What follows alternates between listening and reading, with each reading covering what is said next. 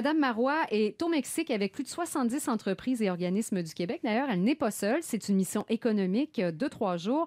Et vous aviez envie d'en savoir plus sur ces entreprises qui participent à la mission, Liliane? Il y en a plusieurs de la région. On est bien représenté. Il y a le groupe Océan, notamment Créaforme de Lévis, Mika dans le domaine de la santé, Vermac. Vermac, on connaît peut-être moins, mais pourtant, on les voit tout partout de ce temps-là. Les messages, les panneaux à messages variables, les flèches lorsqu'il y a des travaux, feux de circulation. Ah, c'est eux qui travaillent là-dedans. Alors, Vermac, c'est une compagnie qui fait dans la la gestion de la signalisation circulation, routière. effectivement. Cogep en informatique, l'Institut national d'optique est là-bas, ainsi que Québec international. Mais il faut dire que le Mexique, c'est tout un potentiel. Il est le 5e partenaire commercial du Québec avec des échanges annuels d'environ 5 milliards de dollars. Il y a 600 entreprises québécoises de la province, là, j'entends bien, qui sont déjà actives là-bas.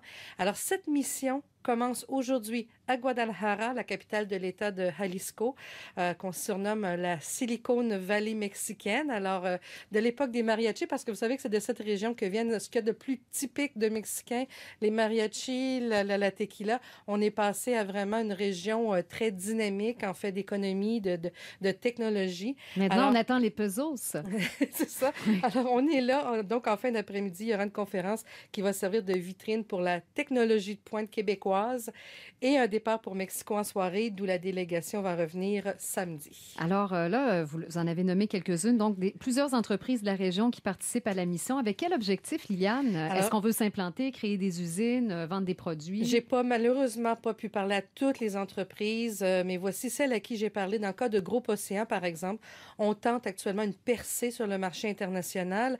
On souhaite obtenir un contrat de dragage. Philippe Filion est directeur des affaires publiques pour Groupe Océan. Nous, depuis août dernier, août 2012, on a une nouvelle drague à Hélène Drainante qu'on a construit directement sur notre chantier de l'île aux Coudres pour un coût de 25 millions de dollars. Donc, évidemment, on essaye de la faire travailler au maximum. Donc, le territoire mexicain représente un territoire très fertile pour le dragage, surtout que notre drague ne peut draguer l'hiver au Québec. Donc, il n'y a pas de dragage qui se fait l'hiver au Québec. Donc, c'est pour ça qu'on ouvre nos horizons à l'international. Alors, vous voyez, il n'y a pas juste les touristes qui vont descendre au Mexique en hiver, les dragues aussi vont descendre là-bas. Dans le cas de Créaforme, maintenant spécialisée dans le développement de scanners 3D, la compagnie est déjà présente au Mexique, mais elle veut maintenant promouvoir un nouveau produit. Voici Martin Lamontagne, le président de Créaforme. Là, on a un nouveau produit qu'on a lancé, ça fait 1 an et demi environ, qui est un produit d'inspection pour les pipelines. Donc, c'est ce produit-là. Donc, on profite de la mission commerciale au Mexique, surtout pour aller présenter et développer pour ce nouveau produit-là.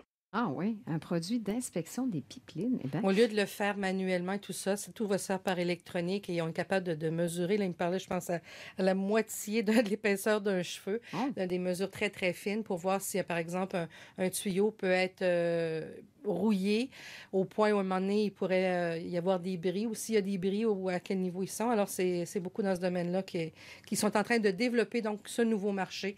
Et donc, déjà établis, mais veulent faire la promotion de ce nouveau produit qu'ils ont déjà vendu actuellement aux États-Unis, en Europe et en Asie. Pourquoi pas au Mexique? Exactement. Et l'Institut national d'optique sont là aussi. Oui, effectivement, ils participent à la mission pour représenter des clients. J'ai joint d'ailleurs, c'est lui que j'ai joint, quand je vous parlais que j'ai joint quelqu'un au Mexique cet après-midi, c'est le PDG de Lino, Jean-Yves Roy, qui venait tout juste d'arriver à Guadalajara. On l'écoute. Il y a certains des projets qui sont particuliers.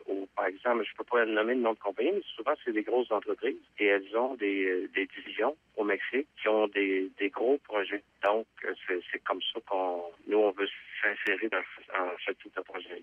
Là, est-ce qu'on est au Mexique essentiellement pour établir des contacts ou bien est-ce qu'éventuellement on pourrait signer des contrats aussi? Ça dépend de chaque entreprise. Chaque cas est différent. Il y a même des universités qui sont là, qui peuvent vouloir établir des contacts pour des échanges, faire des partenariats. Alors, dans le cas, par exemple, de Créaforme, on est au début, on ouvre d'un processus d'échange, mais le groupe Océan, lui, a déjà entrepris les négociations et il pourrait, oui, signer un contrat cette semaine, d'ici la fin de la semaine, donc à suivre le contrat pour groupe Océan. Mais il y a une chose qui est certaine, par contre, c'est que ceux à qui j'ai parlé vont tous vous dire que de voyager avec la première ministre, ça vaut vraiment le coup. Ça fait une différence, ça ouvre des portes. Alors, une mission commerciale qui commence aujourd'hui au Mexique avec Pauline Marois.